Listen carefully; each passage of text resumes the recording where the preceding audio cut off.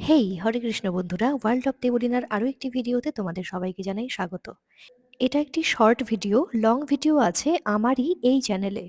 তোমাদের জন্য এনেছি সুন্দর একটি ভিডিও। দেখো, এটা হচ্ছে হায়দ্রাবাদ এয়ারপোর্ট। তোমরা অনেকেই জানো আমি ২ মাস আগে গেছিলাম হায়দ্রাবাদে, আর সেখানকার অনেক ভিডিও তোমাদের সামনে এনেছি। আর কিছু ভিডিও আনতে পারিনি কারণ আমার কিছু পার্সোনাল প্রবলেম ছিল, বা আমি ভীষণ বিজি ছিলাম, সেই জন্য এই ভিডিওগুলো আমি কোনো রকমভাবেই এডিট করার টাইম পাচ্ছিলাম না। তো যাই হোক, এখন মোটামুটি টাইম বের করে আমি তোমাদের জন্য এনেছি এই ভিডিওটা। এটারও লং ভিডিও আছে আমার কাছে, ওটা তোমরা তো অনেকেই দেখেছো। তো দেখো, এটা হচ্ছে আমরা যাচ্ছি হায়দ্রাবাদে। হায়দ্রাবাদ থেকে আমরা ফিরছি কলকাতাতে। এই যে হায়দ্রাবাদ এয়ারপোর্ট, আর আমাদের প্লেনের টাইমটা মোটামুটি 7:30টার সময়। তো সেই জন্যই আমরা খুব সকাল সকাল 5টা নাগাদ আমরা হায়দ্রাবাদে পৌঁছে যাই। আর হায়দ্রাবাদে না, সূর্য ওঠে অনেকটাই দেরিতে। মোটামুটি ধরো 7টা-8টার দিকে না সেখানে সূর্য ওঠে। আর আমাদের এখানে যেরকম সকাল সকাল একদম ভোরবেলা সূর্য উঠে যায়, ওখানে কিন্তু সূর্য অনেক দেরিতে ওঠে আর অনেক দেরিতেই ডোবে। তো যাই হোক, এবার তখন মোটামুটি বাজে 6:30টার মতো। আর দেখো, সূর্য ওঠার কোনো নামগন্ধই নেই। আর সেদিনটা মনে আছে, ছিল দ্বাদশী। আর দ্বাদশীর পারণের সময়টা ছিল 7টার পরে। আর এদিকে টাইমও হয়ে যাচ্ছে আমাদের ফ্লাইটের, আর এদিকে পারণের টাইম হচ্ছে না। তো খুবই টেনশন হচ্ছিল, কারণ 7টার পরে যখন পারণ করব, মোটামুটি 7টা 12র দিকে, এদিকে আমাদেরকে ফ্লাইটে উঠতে হবে 7:30টার আগে। এবার কি করব কিছু বুঝতে পারছিলাম না। খুব তাড়াতাড়ি মাকে বললাম, তুমি সব কিছু রেডি করে রাখো, শুধুমাত্র টাইমটা হবে আর আমি তখন খেয়ে নেব।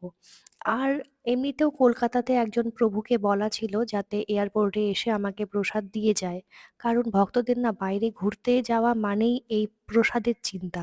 কোথায় খাবো, কোথায় কি করব বুঝতে পারি না। আর আমার না ভাত ছাড়া বা অন্ন ছাড়া না কিছুই খেতে ভালো লাগে না। তো যাই হোক, বাইরে গেলে সবকিছুই একটু ম্যানেজ করতে হয়, একে তাকে বলে একটু প্রসাদের ব্যবস্থা করতেই হয়। কিছু করার নেই। আর তবে কি জানো, ভগবানের কৃপাতে না আমার হয়ে যায় আরকি। মানে আমি পেয়ে যাই কোথাও না কোথাও থেকে। আর আমি কলা মুড়ি খেতে ভীষণ ভালোবাসি। তো মাকে আমি বলি যে, "তুমি সবসময় কলা আর মুড়িটা ক্যারি করবা আমার সাথে।" তাহলে আমার মানে খুব সুবিধা হয়। ভাত না পাই না পাই, কলা মুড়ি খেয়েই আমি সময় কাটাতে পারি। আর একাদশী থাকলে তো কোনো ব্যাপারই নয়। কারণ ফল খেয়ে, ফলের জুস খেয়েই সবকিছু আমি পার করতে পারবো। তো কোনো ব্যাপার থাকে না। তো সেই দিনটা আমি পালন করেছিলাম কলা আর মুড়ি দিয়ে। এত তাড়াতাড়ি আমাকে গিলতে হয়েছিল, মানে কি আর বলবো। তো যাই হোক, দেখো এই যে আমাদের বোর্ডিং পাস। তো এখানে আমাদের কিছুক্ষণ দাঁড়িয়ে থেকে বোর্ডিং পাস দেখিয়ে তারপরে যেতে হবে ফ্লাইটে। তার আগে কিন্তু সিকিউরিটি চেকিং হয়ে গেছিল। আর সেই সিকিউরিটি চেকিংটা আমি ভিডিও করতে পারিনি কারণ অ্যালাউড ছিল না, সেই জন্য তোমরা বুঝতেই পারছো। তো এখানে এসে দেখো, ফ্লাইটে এখন আমরা উঠে গেছি।